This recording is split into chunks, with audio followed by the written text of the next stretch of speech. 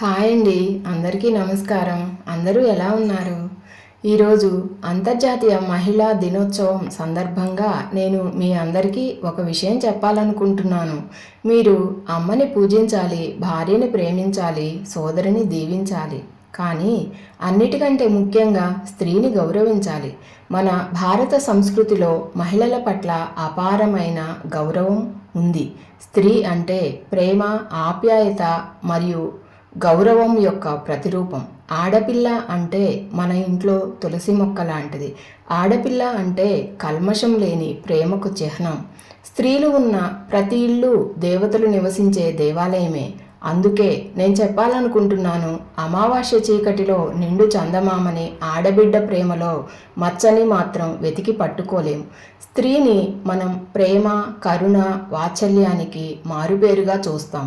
అదే సమయంలో స్త్రీని ఏమాత్రం చిన్నచూపు చూసినా ఈ రోజుల్లో స్త్రీ కనకదుర్గగా మారిపోతుంది. ఆడపిల్ల మరియు స్త్రీ లేని ఇల్లు చంద్రుడు లేని ఆకాశం లాంటిది. ప్రతి ఇంటికి ఓ కూతురు ఆకాశంలో వచ్చే వెన్నెల లాంటిది. కావున మనం ఆడపిల్లలను మరియు స్త్రీని ఆదిపరాశక్తిగా భావిద్దాం. అప్పుడే మన ఇల్లు ఒక లక్ష్మీ నివాసంగా మారుతుంది.